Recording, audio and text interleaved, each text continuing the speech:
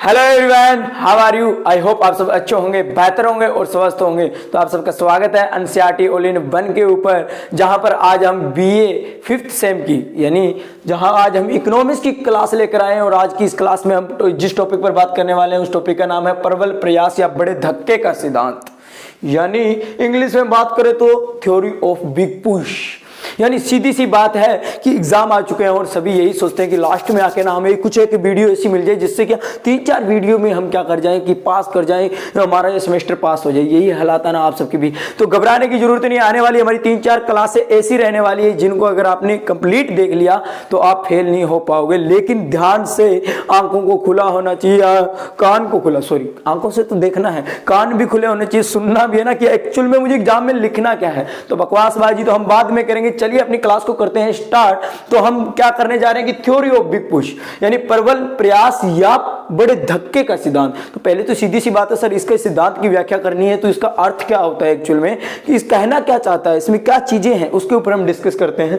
तो बड़े धक्के का सिद्धांत में क्या बात आती है कि बोर्ड पर नहीं दिख रहा सर क्या लिखा हुआ है, भागना नहीं है क्लास छोड़कर। अरे नहीं दिख रहा ना, सारा एक्सप्लेन करने वाला हूं तब दिखेगा ना, सुनना पहले, भागने की नहीं सोचना। बहुत कुछ लिखूंगा या एक्सप्लेन करूंगा सारा, टेंशन नहीं लेने का, बने रहो बस वीडियो के साथ। तो चलिए क्लास का करते हैं शुभारंभ। यानी हमारी थ्योरी ऑफ बिग पुश क्या कहती है इसके अंदर, तो इसके अंदर रोजस्टीन रोडान ने इसके अंदर क्या है, अलग विकसित जो देश है, जो डेवलपमेंट नहीं है पूरी तरीके से, अलग विकसित जो देश है, जो कंट्री है, उनकी आर्थिक विकास और उद्योगीकरण के लिए उसने अपने लेख के अंदर इनका प्रतिपादन किया है। और उन्होंने क्या कहा है इससे रिलेटेड कि अगर आपके अलग विकसित देश के अंदर क्या क्या होता है कि क्यों वो पूरी तरीके से विकसित नहीं हो पाते हैं, उसके पीछे का कारण क्या होता है, उनके पीछे का रीजन क्या होता है। तो उन्होंने कहा है कि उनके श्रमिकों की प्रशिक्षा यानी जो मजदूर है, जो मजदूरी कर रहा है, उनको एक सही तरीके की टेक्नोलॉजी नहीं मिल रही है, उनकी शिक्षा में कमी है, उनकी शिक्षा पूरी तरीके से नहीं मिल पा रही है, उनका स्वास्थ्य ठीक नहीं है। यानी मजदूरों के ऊपर दिया है कि जो काम करेगा, जो कंट्री में अंदर काम करेगा, ये टेक्नोलॉजी के माध्यम से जो चीजें बनाएगा, जो दूसरे दिन बिकेगी, ये इन्वेस्टमेंट होगा, सब कुछ होगा, यही ठीक नहीं होगा तो किस तरीके से हमारा ये देश ग्रो कर पाएगा, समझे ना, आर्थिक विकास कैसे होगा उस अलग विकसित देश का। फिर कहता है कि वहां के पूरक उद्योगों में कमी पाई जाती है, वहां के जो उद्योग है, वहां पर फैक्ट्रियां कारखाने हैं, वो भी पूरी तरीके से कंप्लीट नहीं होते हैं, वो भी कम होते हैं, कम मात्रा में होते हैं, पूरे कंप्लीट ना होने के कारण मतलब मान लीजिए मैं कोई एक उद्योग कर रहा हूँ, उद्योग में मेरा खुद का एक कारखाना है, उसके अंदर मैं कोई चीज बना रहा हूँ, दूसरे कारखाने के लिए जाएगी, वहां पर कंप्लीट ही नहीं है, वो प्रोसेस ही नहीं काम कर रहा है, वो कमी पाई जाती है, तो भी क्या है, आर्थिक विकास संभव नहीं है। फिर कहता है बाहरी बचतें। अब बाहरी बचतें क्या चीजें होती है, जैसे हमारी सड़क होगी, ये जो बाहरी बचतों का सीधा सा तात्पर्य मैं बता देता हूं कि बाहरी बचतें आपकी वे बचतें होती है जिसका सीधा सा है कि पूरे अर्थव्यवस्था को उसका फायदा होता है, उसका सारा का सारा लाभ पूरी अर्थव्यवस्था, ऐसा नहीं कि एक व्यक्ति को, पूरी अर्थव्यवस्था को मिलता है, वो बाहरी बचतें होती है। और इनके अंदर कमी पाई जाती है, इनके अंदर कमी पाई जाती है। तो इसके लिए रोजस्टीन रोडान ने कहा है कि एक जब इन चीजों में कमी पाई जाएगी तो सीधी सी बात है कि मान लीजिए एक उद्यमी है, वो इसके अंदर क्या है, निवेश नहीं करना चाहेगा। हाँ जी सर, किताब में दे रखा है, लेकिन ये उद्यमी क्या होता है सर, निवेश क्या होता है, ये समझ में नहीं आता ना। अरे कुछ एक चीजें होती है ना, कहते हैं ना सर इंग्लिश समझ में नहीं आती। मैंने कहा कुछ एक चीज ऐसी होती है कि आप इंग्लिश से समझ पाओगे। देखिए आपका उद्यमी क्या होता है, उद्यमी सिंपल सी भाषा में सीधा सा बताऊं क्या, व्यापारी होता है। उद्यमी कौन होता है, व्यापारी। यानी एक व्यापारी इसके अंदर निवेश नहीं करना चाहेगा, निवेश मतलब इन्वेस्टमेंट, अपना रुपए नहीं लगाना चाहेगा, क्योंकि ये चीजें ही नहीं होगी। मान लो मैं कोई प्रोडक्ट बना रहा हूं, मेरा प्रोडक्ट बिकेगा ही नहीं, तो मैं क्यों उसके अंदर मेरा पास में जो 2-4 रुपए ले देकर है वो भी उसमें इन्वेस्टमेंट करूं, तो क्या फायदा होने वाला है इसका, कोई फायदा नहीं है। तो यानी एक उद्यमी जो है वो इसके अंदर एक उद्यमी को, बहुत सारे उद्यमी मान लो बड़े बड़े हैं, वो इसमें क्या है, निवेश नहीं करना चाहेंगे। और जब तक इन्वेस्टमेंट नहीं होगी तो काम नहीं मिलेगा, काम नहीं मिलेगा तो क्या है, विकास ही नहीं हो पाएगा, सारे बेरोजगार घूमते रहेंगे, आय भी नहीं आएगी, इनकम नहीं आएगी तो निवेश नहीं, मतलब ये सर्कल एक चलता रहता है। तो चलिए इससे कैसे बचा जाए, तो रोजस्टीन रोडान ने इसके अंदर कहा है कि इसे एक बड़े धक्के की जरूरत है। किसकी, एक बड़े धक्के की जरूरत है। अब बड़े धक्के का क्या मतलब सर, बड़े धक्के का मतलब अब बताता हूं। अरे सुनो ना, सुनो, मान लीजिए हम एक कार को धक्का दे रहे हैं, क्या कर रहे हैं, एक कार ले लीजिए, इसने जो कहा मैं ट्रक भी ले सकता था लेकिन मैं कार ही ले लेता हूं, ठीक है ना, छोटी है, हिला देंगे। तो हम क्या करते हैं, कार को धक्का दे रहे हैं, क्या थोड़ा थोड़ा धक्के से कार चलेगी, चलेगी क्या? नहीं चलेगी ना सर, वो एक जगह हिलती रहेगी, आगे पीछे ऐसे डोलती रहेगी। उसको क्या सर, बड़ा सा धक्का देना पड़ेगा, यानी जोर का धक्का देना पड़ेगा, तब वो गाड़ी चलेगी। चलने के बाद थोड़ा थोड़ा देंगे तो चल जाएगी, कोई बात नहीं, समझे ना? समझ आया ना? अरे समझ आया तो वीडियो को लाइक कीजिए ना, चैनल को सब्सक्राइब कर दीजिए, क्योंकि आने वाली क्लास इतनी बेहतरीन रहने वाली है आपके लिए। मुझे नहीं लगता कि इसे देखने के बाद आपको बुक उठानी पड़ेगी। एग्जाम में लिखूं क्या सर, समझ में नहीं आता, मुझे नहीं लगता ऐसा कुछ रहेगा। भर दोगे, पेज भर दोगे, मतलब मैं कह रहा हूं कि सर एक गाड़ी को मैं अगर ऐसे धक्का देता रहूंगा, थोड़ा धक्का दूंगा, तो वो गाड़ी एक जगह ऐसे आगे पीछे डोलती रहेगी, चलेगी नहीं। इसके लिए क्या है, एक बड़े धक्के की आवश्यकता होती है सर। तो समझे ना, बड़े धक्के का मतलब क्या है? तो ये क्या है, रोजेस्टी रोडान जो है वो इसमें यही कहना चाहते हैं कि इसे एक बड़े धक्के की जरूरत है। और ये बड़ा धक्का देगा कौन?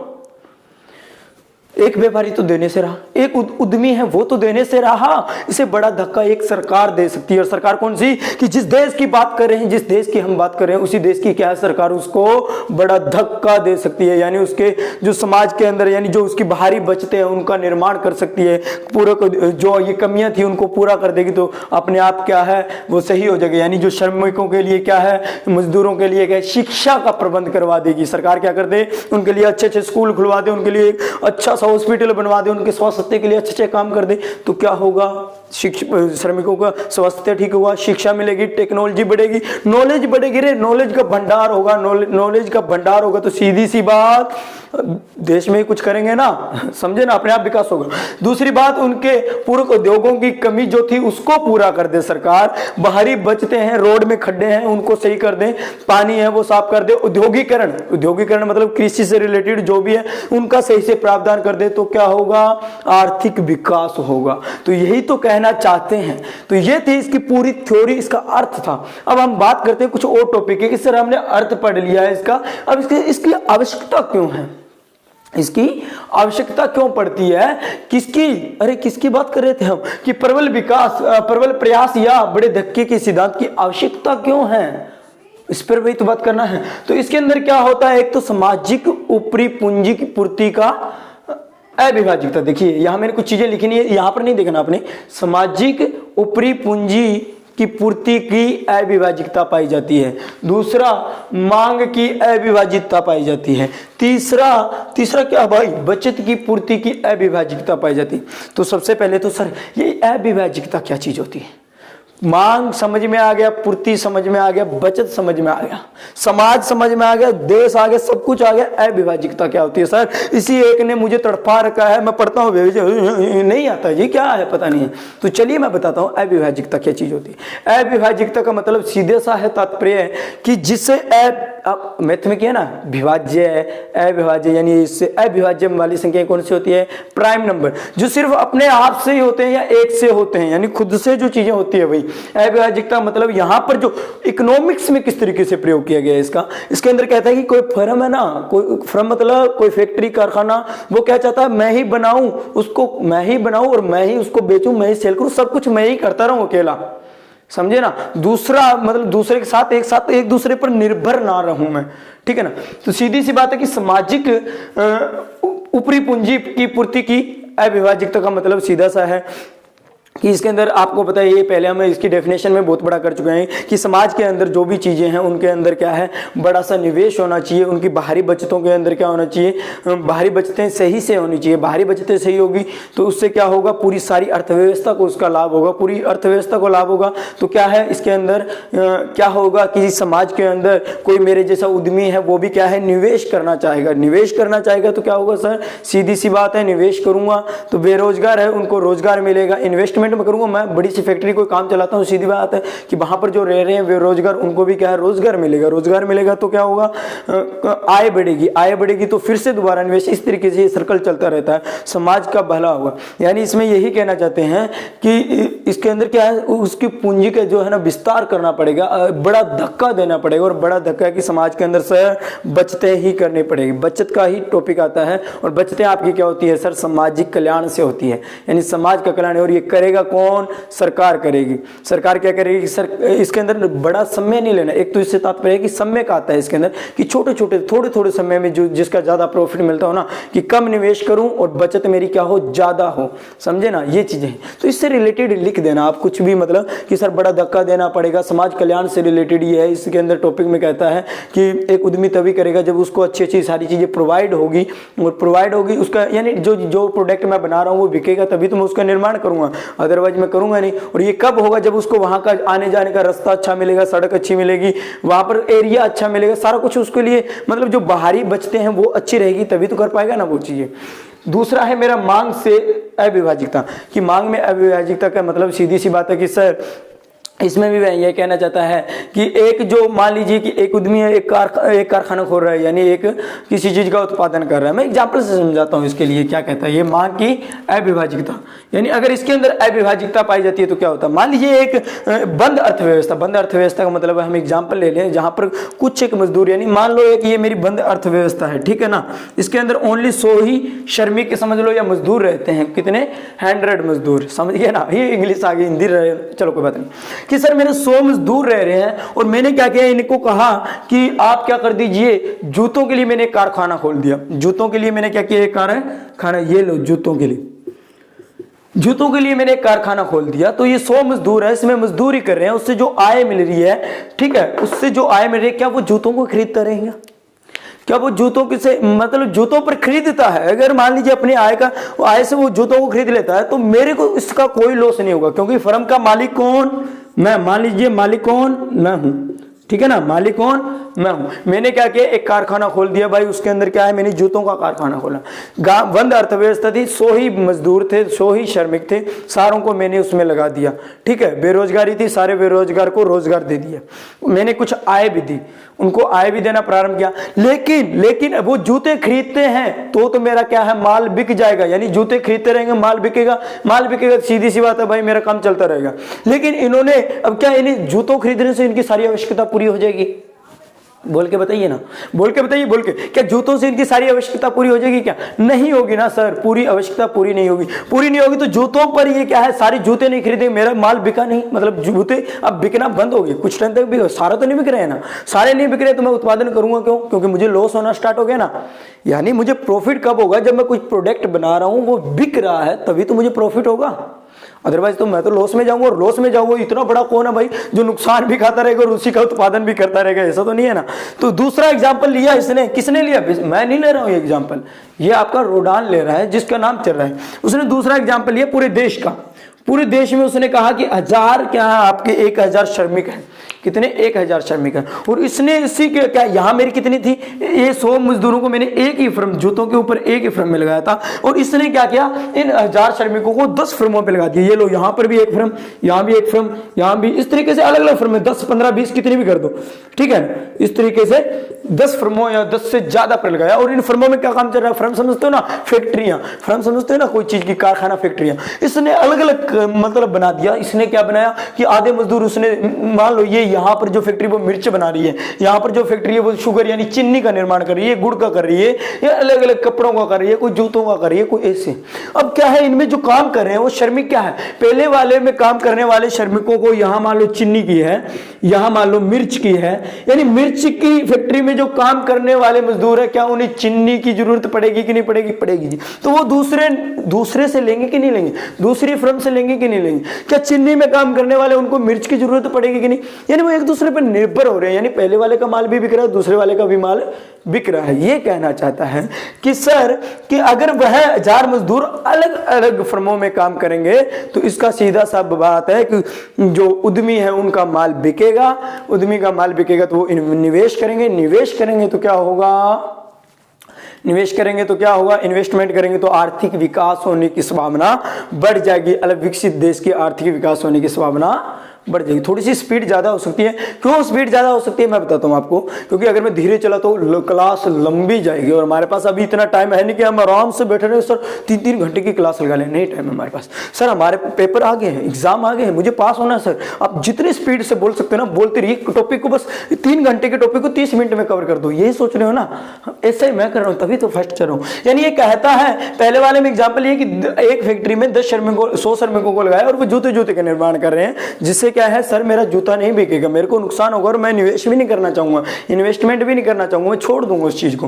फिर इसने कहा 10 अलग अलग फर्मों का निर्माण करता हूं, सब में क्या है कि अगर अब देखिए मांग, इसमें क्या है मांग बढ़ेगी पूर्ति भी बढ़ेगी, यानी पूर्ति भी होगी मांग भी होगी, दोनों में क्या है सर, दोनों में क्या है इक्वल हो गया, यानी डिमांड और सप्लाई क्या होगी इसमें इक्वल होगी, बराबर होगी। इसमें क्या था कि जूते मेरे बच जाएंगे मतलब मेरी सप्लाई क्या है अधिक हो जाएगी, किससे, डिमांड से।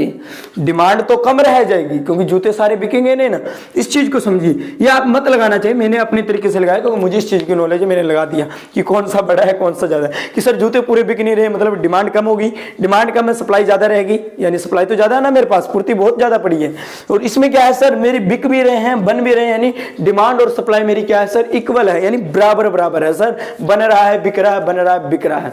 तो सीधी सी बात कहता है ये रोनाल्ड कि आपको अगर मांग की अविभाज्यता को करना है ना पूरा, तो क्या करना पड़ेगा कि एक ही जगह बड़ा इन्वेस्टमेंट कर दीजिए, एक ही जगह बड़ा धक्का लगा दीजिए, एक बड़ी फर्म खोल दीजिए, उसी के अंदर चीनी का निर्माण भी, उसी के अंदर सूखी चाय का निर्माण भी, मिर्चा का निर्माण भी, अलग अलग सारी चीजों को होना चाहिए, ताकि पहले वाले में काम करने वाले मजदूरों दूसरों वालों से ले ले, दूसरे वाले एक ही जगह एक ही फर्म में बड़ा होना चाहिए। ऐसा नहीं, क्योंकि सभी उद्यमियों के पास ऐसा तो है ना, थोड़ा थोड़ा इसमें इन्वेस्ट सारों में नहीं कर पाएगा, एक नहीं कर पाएगा ना। तो वो कहता है थोड़ा थोड़ा करने से कुछ नहीं होगा, थोड़ा थोड़ा करने से तो कार वहीं हिलती रहेगी, वहीं हिलती रहेगी। इसके लिए बड़ा क्या कहता है, बड़े धक्के की जरूरत है, इसलिए ये कहता है। तीसरा हमारा पॉइंट है इसके अंदर बचत की पूर्ति की अविभाज्यता।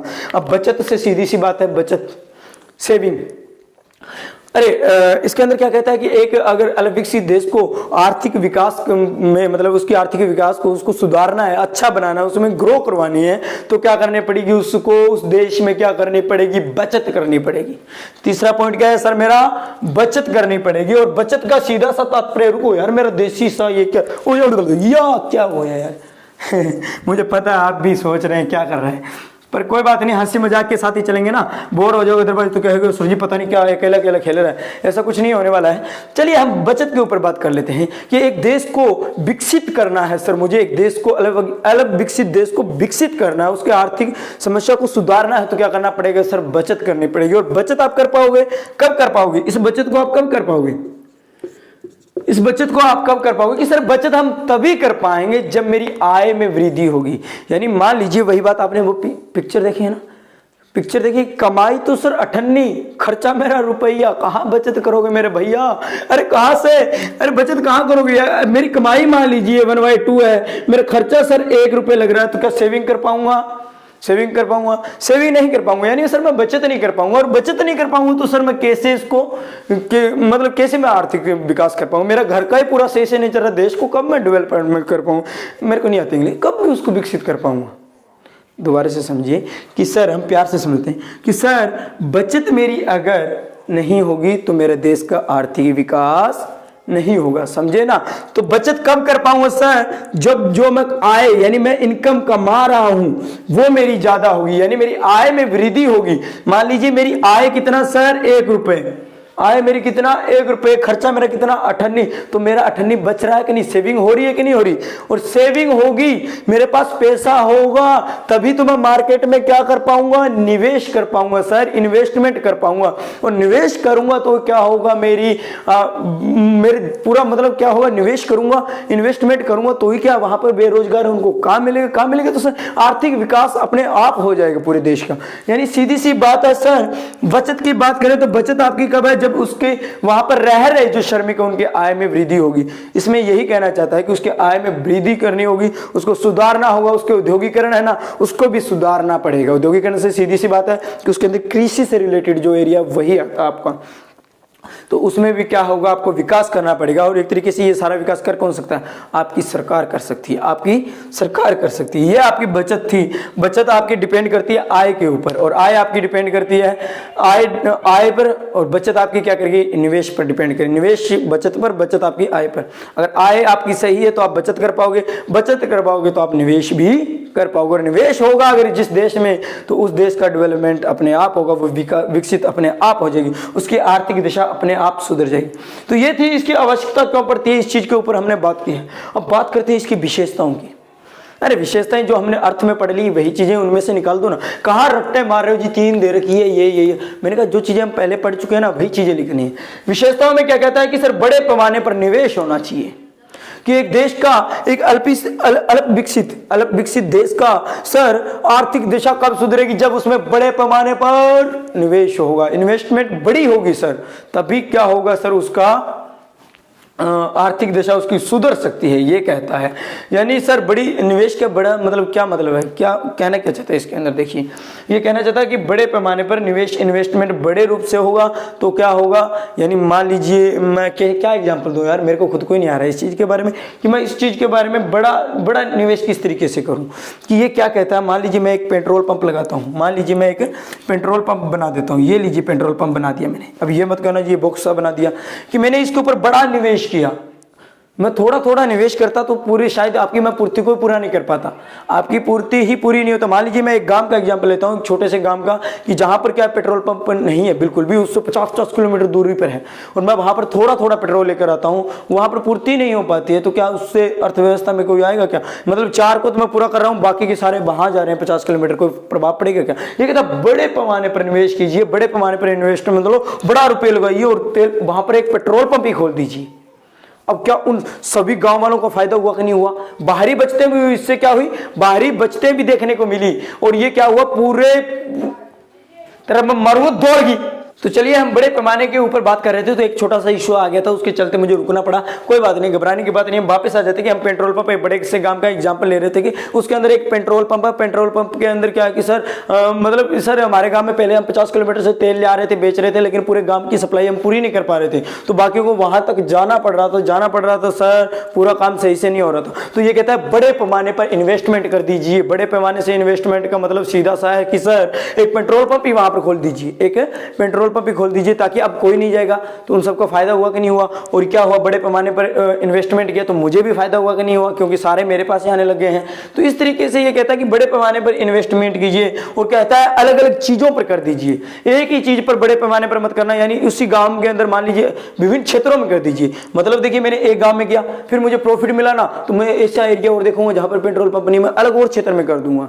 ठीक, उसके बाद दूसरा पॉइंट क्या कहता है, मतलब ये रट्टे मारने वाली चीज नहीं है यार, मैं सीधी सी बात आपसे यही कहना चाहता हूं कि मेरे भाई सीधा रट्टा मत मारना कि किताब में क्या दे रखा मुझे वही दे लिखना होगा कि सर विभिन्न क्षेत्रों में बड़ा निवेश कर दीजिए ये। अरे रट्टा मत मारो ना, रट्टा मारोगे कितनों का मारोगे रट्टा। समझ लीजिए कि अगर मुझे बनाना पड़ा ना सर, मुझे पूरी उसकी हिस्ट्री लिखनी पड़ी, मैं 35 सीट भर दूंगा, ऐसा लिख दूंगा, ऐसा कितने एग्जाम्पल देते रहना कि सर मैं कई क्षेत्रों में यहाँ पर ये कर दूंगा, ये कर दूंगा, ये कर दूंगा, ये मुझे प्रॉफिट मिला, मैं इतना बड़ा बड़ा बड़ा बड़ा बन गया। समझे कि दूसरा कहता है कि विभिन्न क्षेत्रों में निवेश करना चाहिए। ये कहता है विभिन्न क्षेत्रों का मतलब है कि अलग अलग क्षेत्र में करना। कहीं एक ही गांव के अंदर आप 50 पेट्रोल पंप खोल दो, ऐसा नहीं है कि सारी जगह से फिर उतना तेल बिकेगा, पहले में जितना लगे उतना दूसरे में, ऐसा नहीं। ये कहता है एक क्षेत्र में नहीं करना, आपको विभिन्न क्षेत्रों में करना। विभिन्न मतलब अलग अलग, विभिन्न का मतलब अलग अलग, कि आपको अलग अलग क्षेत्रों के अंदर क्या करना है, निवेश को बताया था इन्वेस्टमेंट, कि एक ही जगह पर मत इन्वेस्टमेंट कर देना, अलग अलग गांव में अलग अलग फर्में खोल देना। यानी एक पेट्रोल पंप की खोल दी, दूसरी और चीज की खोल देना, दारू वाली मत खोल देना, दारू नहीं है शराब की, कुछ अच्छी सी खोलना ताकि सभी को प्रॉफिट हो, समझे ना, नहीं तो लोग आइए आपको गालियां देगी। अब हिंदी बागड़ी चलती है, मस्त है, मजा आता है। तीसरी बात करते हैं सर योजनात्मक उद्योगीकरण। यानी ये तीसरी बात ये कहता है, क्या कहता है कि उद्योगीकरण से मैंने आपसे रिलेटेड एक बात बताई है सीधी सी, कि उद्योगीकरण का मतलब होता है कृषि से रिलेटेड। ये कहता है कि कृषि से रिलेटेड योजना समझते हो ना, प्लान बनने चाहिए कि एक देश के आर्थिक विकास को अगर हमें सुधारना है तो क्या है, कृषि के अंदर सुधार करना पड़ेगा, अच्छी सिंचाई, अच्छे पानी की व्यवस्था देनी पड़ेगी। यानी ये काम करेगा कौन, ये सरकार से रिलेटेड है। सरकार उनको अच्छा पानी देगी तो क्या होगी, फसल अच्छी होगी, फसल अच्छी होगी तो कहाँ जाएगी, मार्केट में जाएगी, मार्केट में जाएगी तो बिकेगी, अच्छा निवेश होगा। यानी एक मजदूर है, मजदूरी कर रहा है, यानी उसने जिस फसल को उगाया उसके पास पैसा आएगा तो वो क्या करेगा, और चीजों में इन्वेस्टमेंट करेगा, और इन्वेस्टमेंट ही आपकी क्या है सर, आपकी आर्थिक व्यवस्था को सुधारेगी। अर्थशास्त्र, इकोनॉमिक्स आपकी यही कहती है इस चैप्टर के अंदर, आगे मुझे नहीं पता क्या कहती है, इस चैप्टर में यही कहती है। तीसरी बात करते हैं कि सर इसकी आलोचनाएं भी हैं, यानी आप विशेषताओं में इससे रिलेटेड और भी बहुत कुछ लिख सकते हो। थ्योरी में हमने बहुत कुछ पढ़ा है, उससे रिलेटेड पॉइंट काफी बना सकते हो, योजना करनी चाहिए और हम किस तरीके से विकास कर सकते हैं। अब आते तो लिख देंगे सर प्रदूषण नहीं होना चाहिए, अच्छी बात है ना, लिख दो ना, विकास कैसे होगा, प्रदूषण नहीं होगा, प्रदूषण होगा तो सर लोग बीमार पड़ेंगे तो जो काम करने वाले भाई बीमार पड़ गए तो कारखाने बंद रहेंगे तो सब कुछ काम तमाम हो गया ना, कहां से विकास होगा। तो अच्छा एक स्वास्थ्य भी होना चाहिए, अच्छा स्वास्थ्य के लिए अच्छा पर्यावरण भी होना चाहिए। मैंने कहा कितने भी लिख दो रे मेरे भाई, कितने भी लिख दो, इकोनॉमिक्स ये नहीं कहती गाइड में 3 दे रखे वही लिखो ना, कहीं से दिमाग चलाओ ना, काहे को गोबर भर के बैठे हो रहे। अरे नहीं भर रखा, मुझे पता है, क्यों गाली दे रहा है। आगे चलो, कहता है सर आलोचनाएं। अब आलोचनाएं क्या है, आलोचनाएं का सीधी सी मतलब है, हम चाहे कोई भी चीज बनाते हैं, हम चाहे कोई भी चीज, मान लो मैंने एक कोट भी बना दिया ना तो सामने वाले के ना आग लग जाती है, मतलब भड़क उठता, वो कमियां निकालेगा कमियां निकालेगा।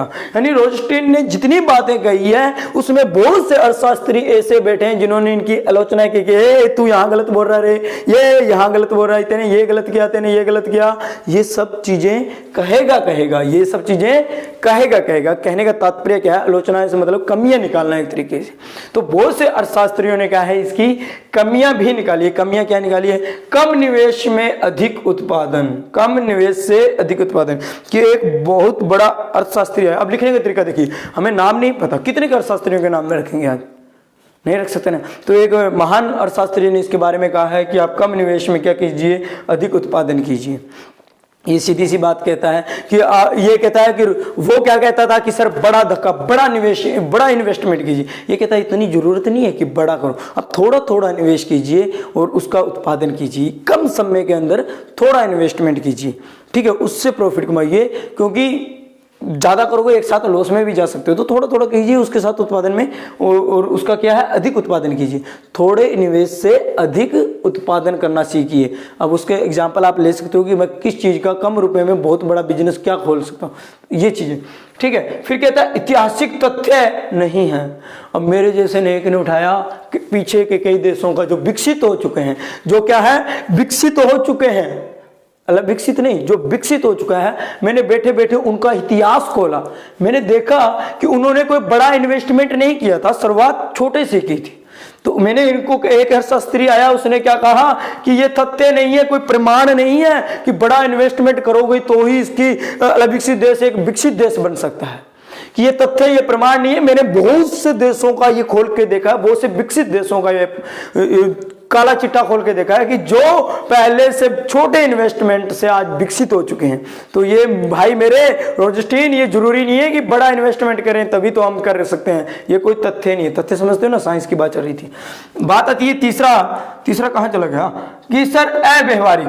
अब एक और अर्थशास्त्री आया, उसने क्या कहा कि सर आप कहते हो कि हम कहीं इन्वेस्टमेंट करेंगे उससे क्या होगा सर, सीधी सी बात है, बचत होनी चाहिए। एक बात यही चल रही थी कि बाहरी बचतें होनी चाहिए, बाहरी बचतें होंगी तो सर क्या होगा, अपने आप देश का विकास हो जाएगा, यही बात है ना।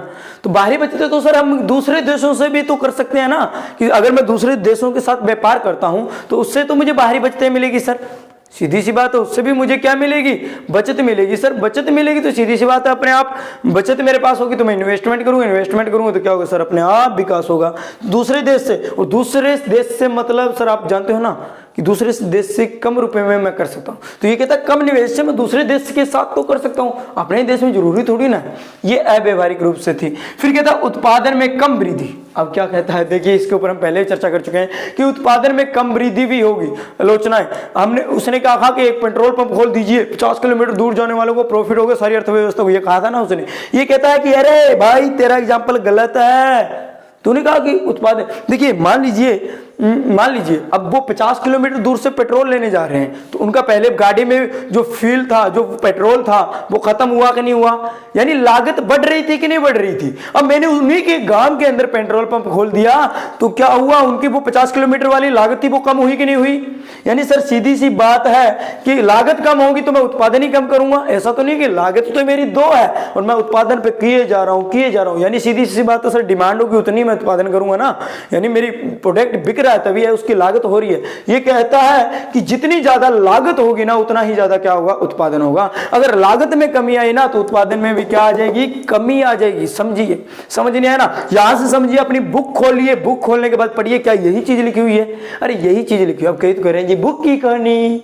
तो भाई मैं तो दिलवाने से रहा। ये दूसरी बार देख लेना पीछे कर करके, कहना क्या चाहता हूं कि सर अगर लागत बढ़ेगी तो उत्पादन बढ़ेगा, अगर लागत कम हुई तो क्या होगा, कम वृद्धि होगा, कम वृद्धि। यही तो आलोचना है कि उसने कहा था आप पेट्रोल पंप खोल दीजिए आपको प्रॉफिट होगा आपका, ठीक है, लेकिन ये कहता भाई तेने वो बात गलत बोली थी, वहां पर आलोचना कर रहा है उसकी कि तेने वहां पर ये बात कम बोली थी, गलत बोली थी, कम नहीं गलत बोली थी। क्योंकि अगर तू ऐसा करता है तो क्या होगा, पहले सारे गांव वाले जा रहे थे 50-50 किलोमीटर तेल डलवाने के लिए, तो वो क्या है, लागत बढ़ रही थी, उनका खपत हो रहा था, तेल खपत हो रहा था तो उत्पादन बढ़ रहा था, उत्पादन करने वाले को प्रॉफिट था, उसका लग रहा था सामान। लेकिन अब क्या हो रहा है कि तूने उसी के गांव में ये ले पंप लगवा दिया, सारे गांव वाले 50 किलोमीटर जो लागत लग रही थी, पेट्रोल बढ़ रहा था वहां तक जाने के लिए, वो बढ़ना बंद हो चुका है, तो वो बचाव होने लगा। तो इन्हें कह दिया देश का तो विकास होगा लेकिन इनका क्या, उत्पादन में तो कमी आ गई ना। ये आलोचनाएं होती है, ठीक है ना। तो आई होप आपको ये सारा टॉपिक समझ में आया होगा।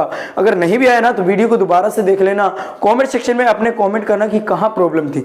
थोड़ी सी ये हो सकती है कि मैंने स्पीड को थोड़ा सा ज़्यादा रखा है। स्पीड को ज़्यादा रखने का एक ही मतलब है मेरा सीधा सा कि हम 3 घंटे के टॉपिक को 30 मिनट में कवर करना चाहते थे, क्योंकि टाइम बहुत कम है और इतना हमारे पास टाइम नहीं है।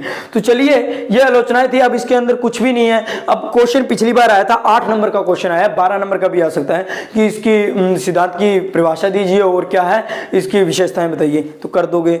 ये बताएगा व्याख्या कीजिए, व्याख्या में क्या करना अपने करने का तरीका देखिए।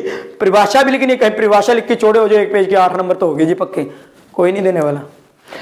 परिभाषा लिखना, विशेषताओं के 2 टॉपिक लिख देना, ठीक है, आवश्यकता क्यों पड़ी लिख देना, थोड़ा थोड़ा लिख देना, चाहे लिख देना पॉइंट बनाकर, फिर आलोचनाएं भी कर देना और आखिर में निष्कर्ष भी निकाल लेना। कोई 8 नंबर नहीं काटेगा।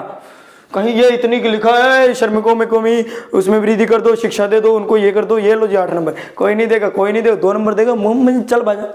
फिर मेरी तरह देखो सर जी पढ़ाया था आपने, अरे मेरी कमी नहीं है वो, समझे ना, आपकी कमी। मैंने कहा लिखने का तरीका, क्वेश्चन देखोगे कि 8 नंबर का तो मैं कैसे इसको बड़ा लिखूं। मैंने पूरा चैप्टर समझा है सर, अब विशेषता मैं जानता हूं, आलोचना मैं जानता हूं, आवश्यकता मैं जानता हूं, निष्कर्ष तो लिख दो ना, थोड़ा थोड़ा 4-5 पेज भर दो ना, पेज ही तो भरने हैं, भर दो ना, वैसे बेले बैठे क्या करूं, समझे ना। यानी अब निष्कर्ष की बात आती है कि सर इसके अंदर निष्कर्ष के ऊपर हम बात करें तो हमने जितना काला चिट्ठा पढ़कर जो उसका परिणाम निकाला है ना, वही निष्कर्ष है हमारा कि सर क्या निकाला कि बचत होनी चाहिए, निवेश होना चाहिए, ये सारी जो चीज़ें हमने बात की है ना, श्रमिकों को अच्छी शिक्षा मिलनी चाहिए, उनके लिए उद्योग होने चाहिए, ये होना चाहिए, वो होना चाहिए, वो सारा का सारा निष्कर्ष में लिख देना। ये इसी के साथ आपका टॉपिक कवर होता है। आई होप, आशा करता हूँ आज की क्लास आपको बहुत बेहतर लगी होगी और आप उम्मीद करोगे कि सर एक और क्लास लेके आइए, एक और टॉपिक लेके आइए जहाँ से हम पास होने की थोड़ी सी उम्मीद और जगा पाएँ। तो कॉमेंट सेक्शन में कॉमेंट करिए, कर दीजिए, ताकि मुझे पता तो लगे ना क्या आप देखना चाहते हो नहीं है,